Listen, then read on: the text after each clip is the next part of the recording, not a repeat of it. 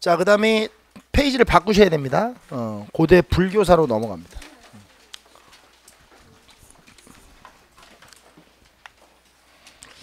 자, 일단 우리가 이제 접근할 때 하셔야 될 게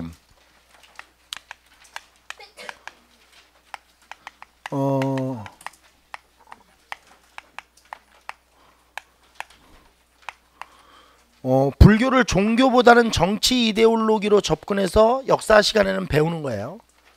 그러니까 여기는 지금 종교학이나 신학이 아니고 이건 역사학을 배우는 거니까 역사학에서는 불교가 종교로서의 어떤 기능보다는 뭐로서의 기능이 정치 이데올로기로서의 기능이 더 중요합니다. 그래서 이걸 좀 확실히 머릿속에 인지를 하시고 공부를 하셔야 될 것 같아요. 그러니까 우리가 배우는 불교는 종교적인 기능과 역할보다는 어디에 초점이 맞춰져 있다는 거예요. 정치 이데올로기적인 기능에 초점이 맞춰져 있다 이렇게 보시면 돼요. 좀 하나씩 보죠. 자, 삼국의 불교 수용부터 좀 볼게요. 이거는 우리가 했었는데 기억이 나시는 것도 있고 안 나시는 것도 있고 그럴 거예요 아마. 자, 고구려부터 보죠. 점을 찍으세요. 숫자 쓰지 마시고 점을 찍고 소수리망 때 고구려가 이제 불교를 수용하죠. 누구로부터 수용하죠? 전진의 순도, 그렇죠? 전진의 순도라는 승려가 이 고구려에게 불교를 전해주죠. 그러니까 이런 것들은 잘 기억하고 계셔야 돼요. 계속 출제가 되니까. 그 다음에 이제 백제를 좀 보죠. 백제는 침류왕 때죠. 384년.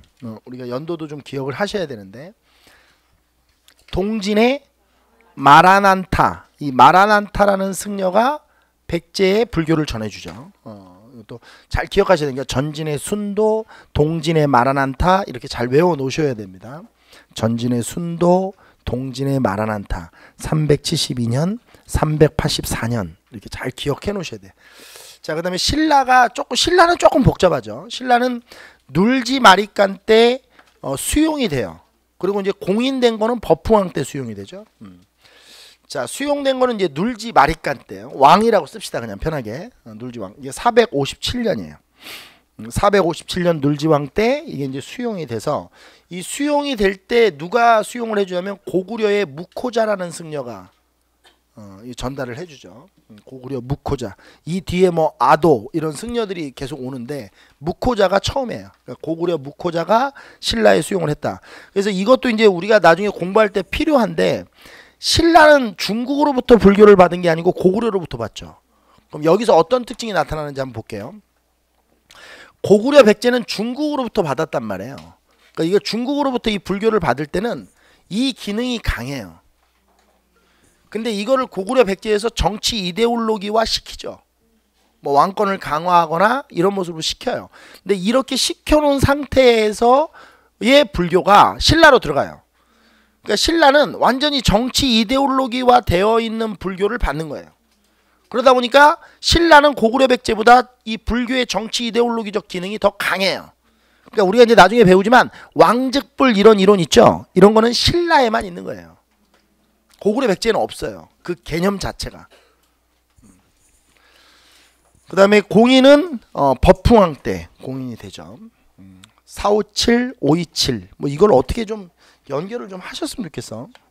457, 527 어떻게 457, 527 어떻게 해봐요. 재주가 없어가지고 이런데 연도를 좀 외워야 되니까 이거는 457, 527 뭐 좀 비슷하잖아. 77로 끝나니까. 2차돈의 순교 이후에 버풍왕 때 공인이 되죠. 2차돈이 죽었을 때 있었던 일이 뭐래요? 목에서 이렇게 흰 젖줄과 같은 피가 뭐 솟았다 뭐 이렇게 돼 있죠. 그래서 뭐 거기 그 보고 있던 귀족들이 너무 놀랬다 뭐 이러면서 이제 불교를 받아들였다 뭐 이렇게 돼 있는데 뭐 중간 과정 생략하면 믿거나 말거나죠 사실 이런 거는. 뭐 어떻게 사람 피가 하얘요? 자, 2차돈의 순교 이후에 이제 이걸 좀 보죠. 2차돈의 순교 이후에 2차돈의 순교비가 만들어져요. 2차돈의 뭐?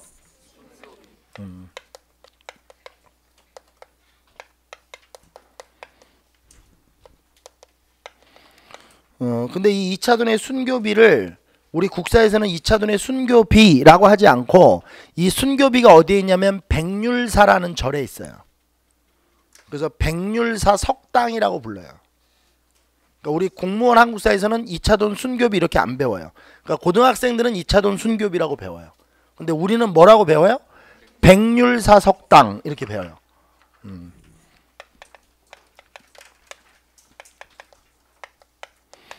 그러니까 이름도 기억해 두셔야 돼요. 백률사 석당 이런 것도. 그리고 이 백률사 석당은 언제 만들어졌냐면 이 비석이 법흥왕 때 만들어진 게 아니고 한참 지나서 헌덕왕 때 만들어져요. 언제 만들어진다고요? 그러니까 이런 일은 많죠. 뭐 법흥왕 때 2차돈이 죽었는데 뭐 죽었는데 묻혔을 거 아니에요. 근데 나중에 시간 지나면서 이제 그 신라에서 이제 불교가 계속 융성을 하니까 2차돈을 좀 기리는 비석을 만들자 이후에 만들어질 수도 있죠. 이 헌덕왕 때 제작됩니다. 이것도 다 틀리죠. 그래서 이거 그냥 법흥왕으로 해서 다 틀려버리는 거예요.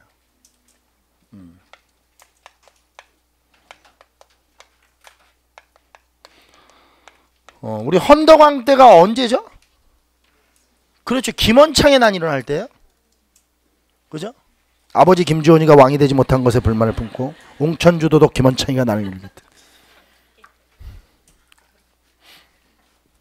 요렇게 요거는 이제 가장 기본적인 내용이겠죠.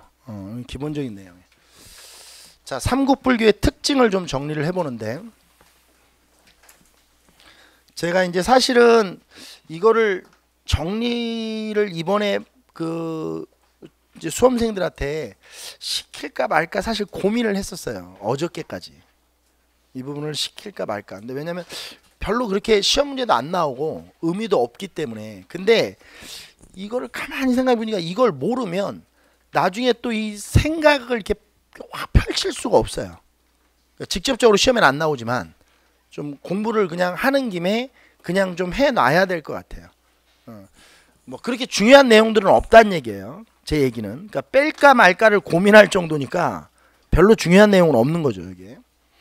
자, 일단 왕실 불교예요.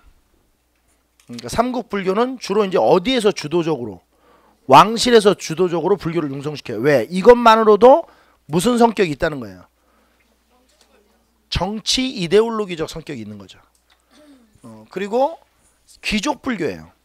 그러니까 왕실 아니면 귀족에서 이걸 믿는다는 거죠. 그러면 왕실이 믿는 거는 이해가 되는데 귀족은 왜 불교를 믿느냐?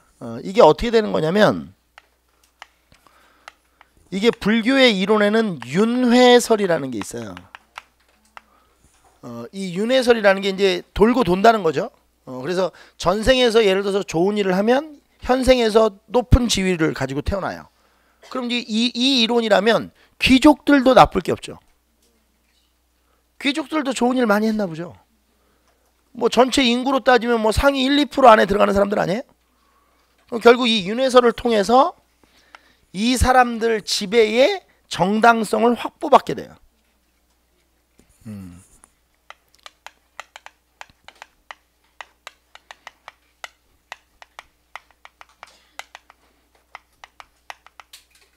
그러니까 이런 것도 이렇게 이해하시면 되죠. 윤회설이라고 하는 것은 불교의 교리예요. 그렇죠? 근데 이 불교 교리를 정치인들이 이렇게 이데올로기화 시켜서 지배의 정당성을 확보받는 거죠.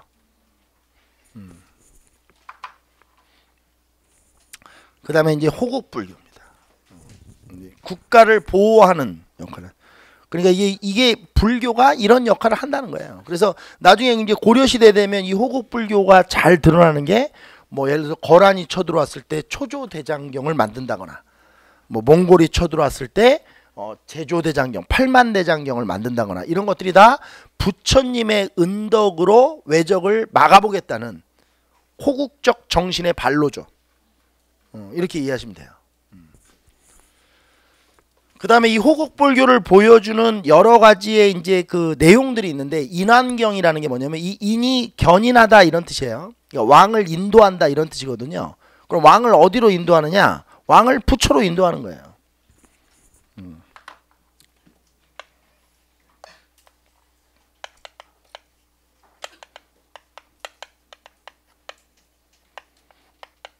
인도한다는 경전이죠. 그럼 인왕경이라는 것을 읽으면 왕이 뭐가 되는 거예요? 부처가 되는 거예요. 그럼 부처는 불교에서 뭐예요? 바로 중생을 구제해 주는 거죠. 중생을 살피는 거예요. 그러니까 왕이 백성을, 만 백성을 살필 수 있는 것, 이게 국가를 보호하는 거죠.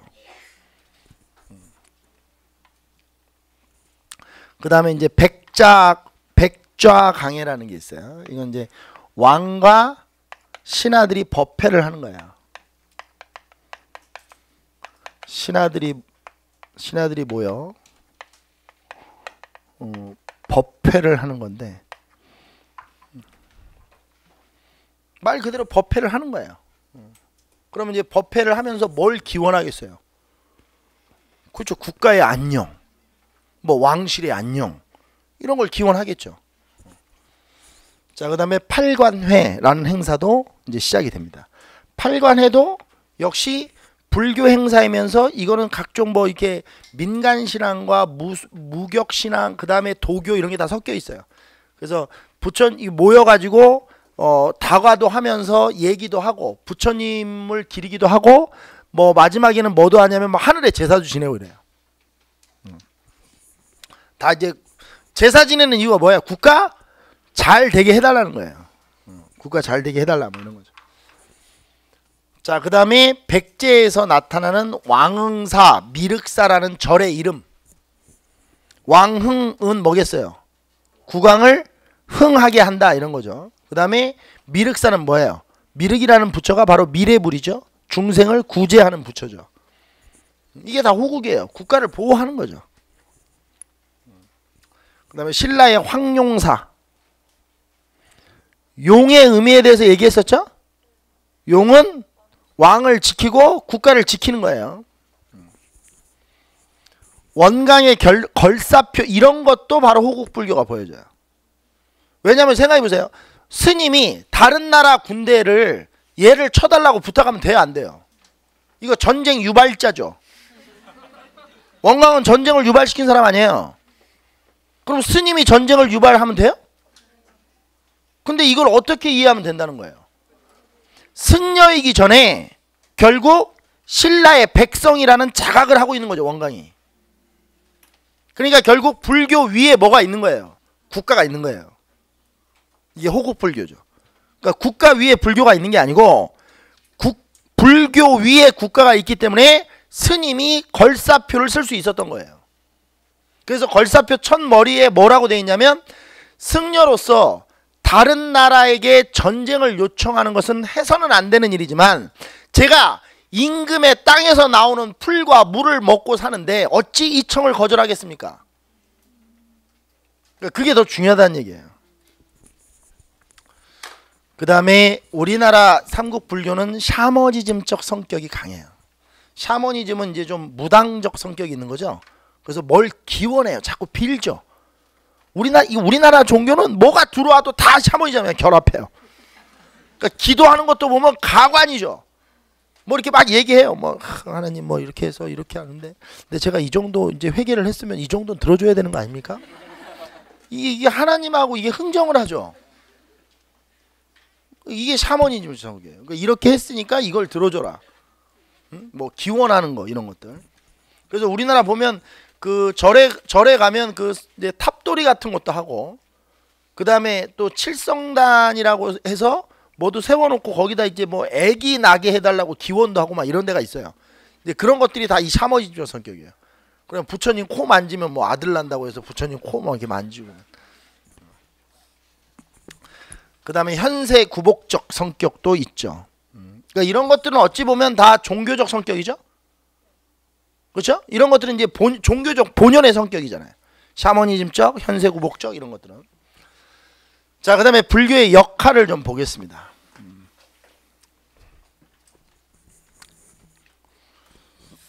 이게 무슨 말일까요? 불교는 고대 문화를 발전시켰다. 불교가 들어왔어요. 그럼 불교가 딱 들어오면 어떤 일이 발생되냐? 일단 절을 만들어야죠.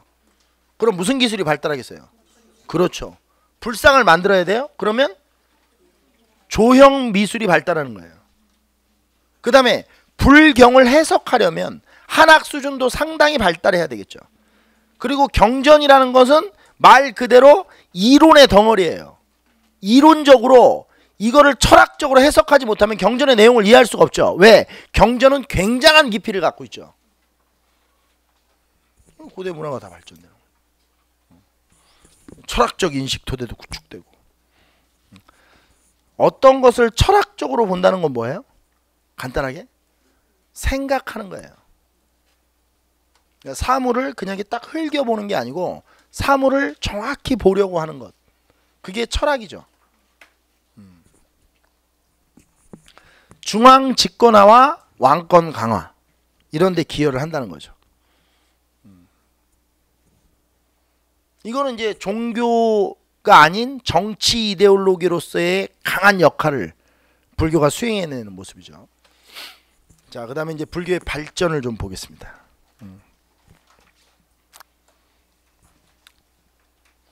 고구려, 백제, 신라를 나누어서 볼 거예요. 고구려, 백제, 신라를 나누어서 볼 건데 이제 여기서 이제 수험생분들이 당황하시는 게 있어요. 뭐냐면 우리가 이제 보통 스님들이 많이 나오잖아요. 근데 이제 스님들이 대부분 그 하셨던 일들이 정치적 이데올로기를 만들어서 이거를 국가를 이롭게 하는 방향으로 이제 끌고 가고자 하는 어떤 이념적 기반을 제공해 주기 때문에 우리 전에 그 통일신라 할 때 의상의 화엄일승 법계도가 신라 중대 왕권 강화에 기여를 했다 이렇게 얘기했었죠. 그래서 그렇게 해서 스님을 배우는 거예요. 그래서 스님들은 이 종교가 아닌 정치 이데올로기적 해석을 해서 우리가 국사에선 배우거든요.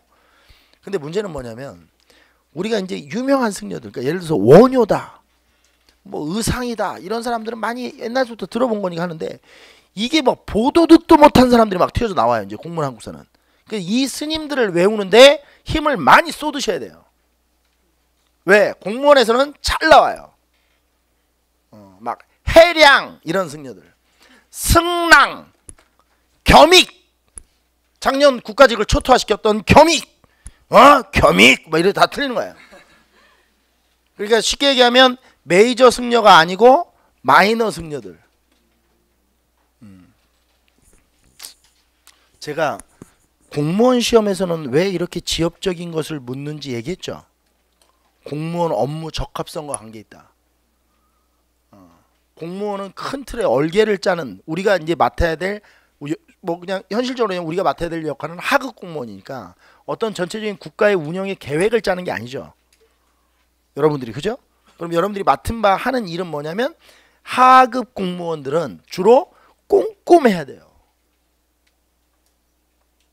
뭐를 주도적으로 계획을 하는 게 아니고 맡은 업무를 꼼꼼하게 처리해야 돼요. 그러니까 숫자 하나가 누락되거나 조사 하나가 달라지거나 이러면 큰일 나죠. 그러니까 공무원 업무 적합성에 맞춰서 문제를 내려다 보니까 그런 말도 안 되는 문제들이 나오는 거예요. 막말로 최치원의 사삼비문이 아닌 것은 이런 걸 뭐하러 외웁니까? 그걸 공부해서 무슨 인간이 된다고? 그거 안다고 역사적 인간이 되고 그걸 모른다고 역사 공부를 못하는 거예요? 사실 그건 아니거든요. 그러면 제가 저기 학교 가서 저희 동문들 저희 지금 공부하는 애들 불러놓고 사삼비문 물어볼까요? 전공한 애들한테? 걔네들은 알 것 같아요? 그런 거 아니거든요 사실. 근데 그렇게 꼼꼼하게 공부한 사람들이 공무원이 돼야 된다고 생각하는 거예요. 국가에서는. 자, 고구려부터 보겠습니다. 제가 지금 방금 전에 얘기했죠. 꼼꼼한 공부. 그러니까 결국은 그 우리가 잘 알지 못했던 승려, 이런 승려들 이름이 나왔을 때 잘 기억해서 맞춰야 돼요. 자, 일단 삼론종이라고 하는, 이거는 이제 나중에 종파에 대해서는 제가 다음 시간에 다 분석을 해드릴 거예요. 삼론종이라는 종파가 처음 들어와요, 고구려에. 그럼 삼론종은 뭐냐면 내용을 좀 보죠. 중론, 십이문론, 백론, 이 삼론을 가지고 경전을 삼아서 공부하는 어떻게 보면 종파예요. 그러니까 이렇게 해서 이제 부처가 되자는 거죠. 이 삼론을 통해서. 중론, 십이문론, 백론 이런 이제 이 책들을 읽어서 우리가 부처로 가자. 이게 삼론종이에요. 삼론종의 대표적인 사람은 승랑이라는 승려입니다. 고구려 사람이에요. 이름이 뭐라고요? 승랑이에요. 이분은 얼마나 이 대단한 사람이냐면 고구려 분이신데 중국에 건너가서 중국 삼론종 교주가 돼요. 그러니까 지금 얘기하면 바티칸 가서 우리나라 신부님이 교황하는 거예요. 여러분들 살아생전에 그런 모습을 볼 수 있을 것 같아요? 볼 수 있으면 어떡하지? 이게 중국 삼론종의 종주입니다. 종주. 그러니까 최고다. 중국 삼론종을 이끌었던 사람이죠. 지금 우리로 얘기하면 이제 교주 같은 사람이에요.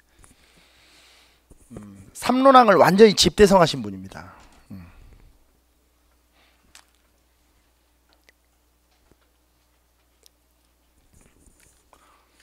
그 다음에 해관 도징이라는 승려예요. 제가 지금 방금 전에 얘기했지만 이런 승려들을 대답하는 게 중요하다는 거예요. 이게 해관 도징 이런 거. 너 도징이 누군지 알아? 이렇게 얘기하는 거야. 도징? 뭐 이런 거 말고. 일본의 삼론학을 전파했던 사람입니다. 그리고 앞으로 우리 공부하실 때 요거 들어가잖아요. 그럼 시험에 나오는 거예요. 그러니까 우리가 일본에 뭐 준 거 있죠?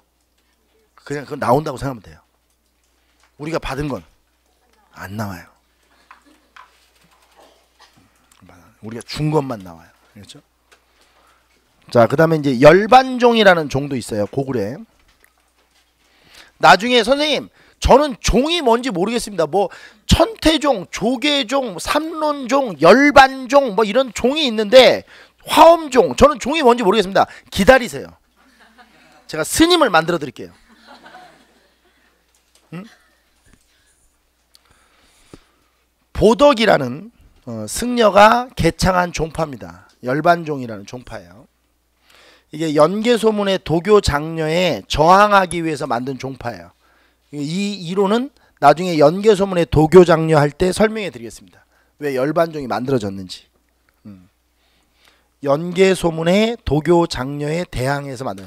이게 가장 간단하게 얘기하면 이거예요. 이 도교가 뭐냐면 불로장생 이런 거 추구하는 거거든요. 영어로 얘기하면 보톡스죠. 그러니까 늙지 않고 계속 사는 거예요. 도교에서 이상적인 거는. 근데 불교 입장에서 보면 아니 죽어야 열반을 해야 부처가 되는데 안 죽고 계속 살면 어떻게 해요? 그래서 죽자 이런 종파를 만든 거죠. 열반에 가야 돼. 열반종. 자, 그다음 백제입니다.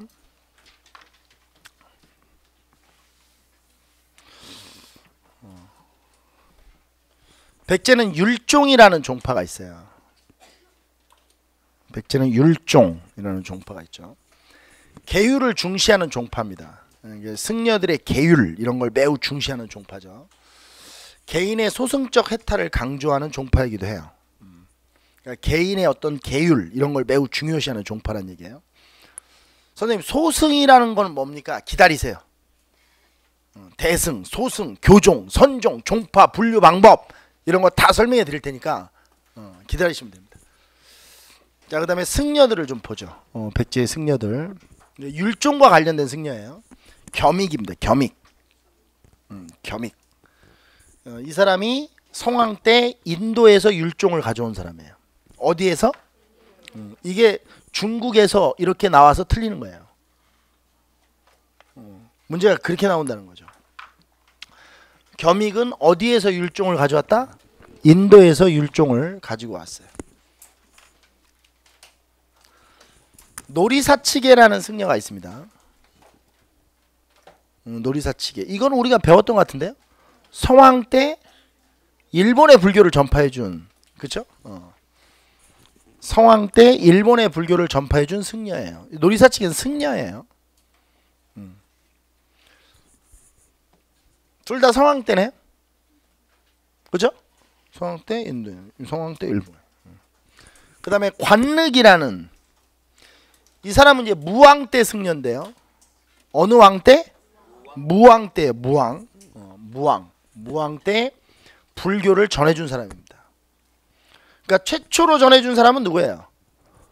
노리사치계죠. 그러니까 일본의 불교를 최초로 전해준 사람은 노리사치계고, 무왕 때 관륵도 일본에 뭐를 전해줘요? 불교를 전해줘요. 천문지리 이런 것도 일본에 전해줍니다. 불교, 천문지리, 뭐 역법 같은 거죠. 이게 날짜 계산하는 거 이런 것들도 이제 일본에 전해주고, 이게 의문이 풀리지 않고 있는 거죠. 둔갑술이 뭔지. 진짜 정말 둔갑술이면 대박이죠. 둔갑술. 근데 이걸 이제 도교적 방술 뭐 이렇게 보고는 있는데,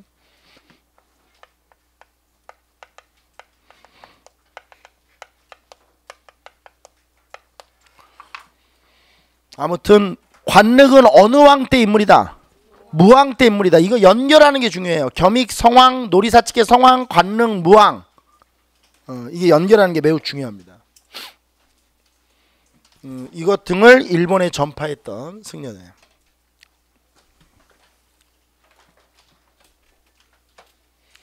자, 신라입니다.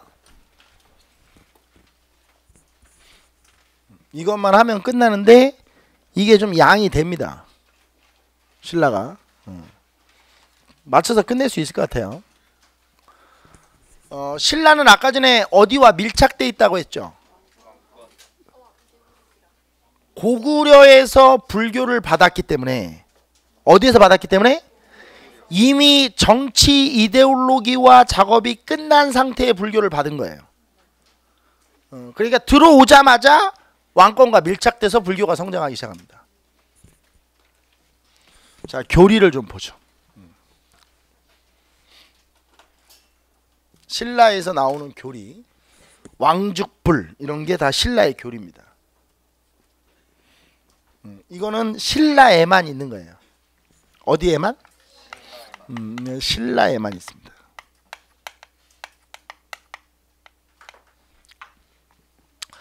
왕이 곧 부처가 되는 거죠. 그 다음에 업설, 이건 이제 삼국 공통이에요.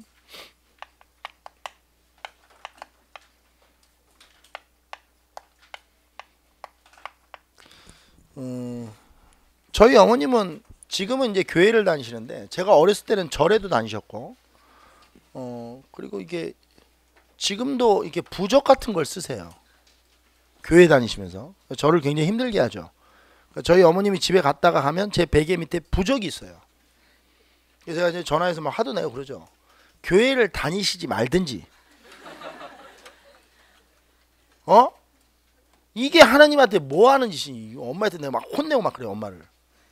그러면 우리 어머니 맨날 하신 게, 하나님도 다 이해하신대요.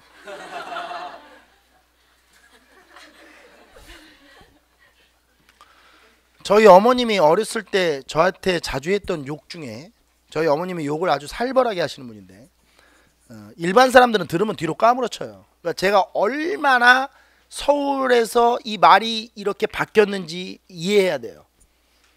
그러니까 제가 시골에 저희 고향에 내려가면 저는 그냥 선비예요. 욕을 한마디도 하지 않는. 저희 어머님이 이런 얘기를 하세요. 전생에 내가 무슨 더러운 업보를 받고 태어나서 너 같은 새끼를 낳았는지 모르겠다. 이게 저한테 했던 욕이에요. 내가 전생에 얼마나 더러운 업보를 타고 태어나서 너 같은 새끼를 낳았는지 모르겠다. 제가 어머님한테 고3 말에 담배 피다가 딱 걸렸을 때 했던 말이에요. 그 업이 뭔지 아세요? 이게 바로 윤회예요. 윤회. 그러니까 내가 전생에 잘못을 너무 많이 해서 너의 엄마로 태어났구나, 이거죠.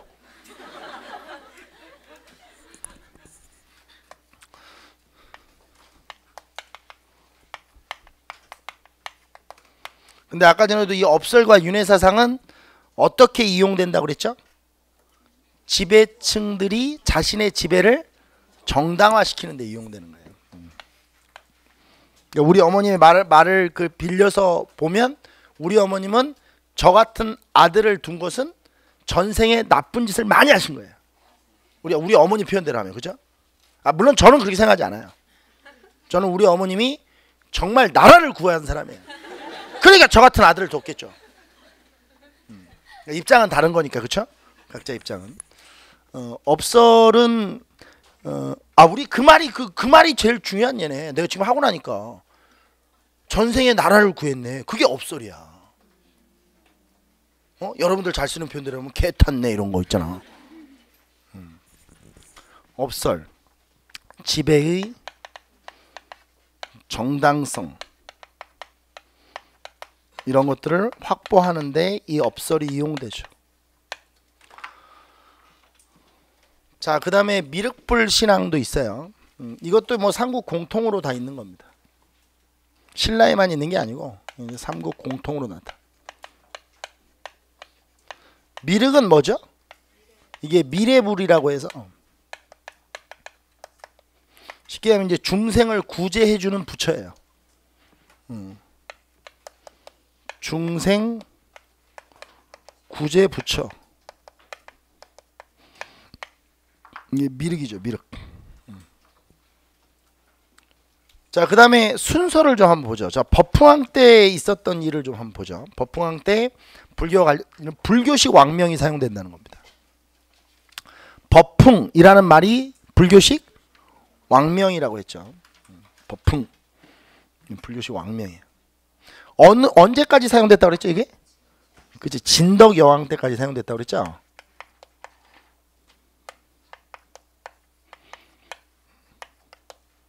자, 이런 것도 좀 한번 써보고요. 자, 그 다음에 이제 진흥왕 때입니다. 진흥왕 때 우리가 그 삼국 매핑하면서 썼던 건데 전윤성왕이라는 호칭을 쓰죠. 전윤이라는 말이 뭐죠? 위대한 자 이런 뜻이에요.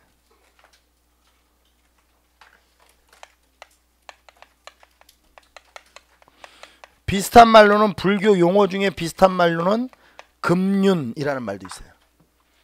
전륜, 금윤 이건 동의어예요. 나중에 이제 불교 발해 공부하다 보면 발해 문왕이 자신의 이름을 어떻게 불리냐면 대흥 보력 효감 금윤 성법 대왕 이렇게 불러요. 이게 전륜성왕과 똑같은 말이에요. 승려 해량이라는 사람을 국통으로 삼아서 이름이 뭐라고요? 해량이래. 해량. 해량은 어느 왕 때 승려예요? 진흥왕 때 승려예요. 해량을 국통으로 삼아 교단을 정비했다고 합니다. 그러니까 불교의 교단을 싹 정비를 한 거예요. 그리고 팔간의 개체도 이제 시작이 돼요. 이때부터 진흥왕 때부터 시작이 되는 겁니다. 팔간의 개체가. 자, 그리고 또 하나 우리가 알아야 될 게 절들이 만들어지는데 가장 중요한 절 중에 하나가 황룡사죠. 여기 황룡사라고 쓰세요. 황룡사. 뭐 홍룡사도 있는데 황룡사 건립 이런 거 쓰죠. 자, 그 다음에 이제 진평왕입니다. 진평왕도 불교와 관련된 특이한 이론을 정립한 왕인데 이게 진종설이라고 하는 것을 유포해요. 진종설이 뭐냐면 신라 왕족이 석가의 종족이다 이런 뜻이에요. 근데 이게 이제 어디에서 막 이렇게 이제 연결이 되냐면 그 신라가 가야를 이렇게 흡수했잖아요. 신라가 가야를 흡수했잖아요. 진흥왕 때. 근데 잘 생각해 보면 그 가야의 그 김수로의 왕비가 허황옥이라고 해서 인도 사람이죠. 이제 그런 것들을 잘 교묘하게 연결해서 이걸 발전시켜요.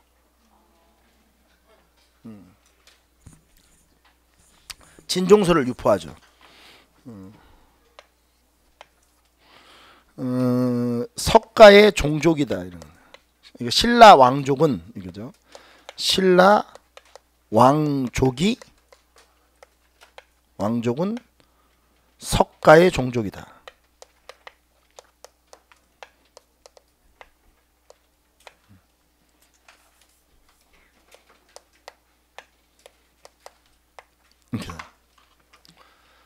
자, 그 다음에 선덕여왕 때입니다.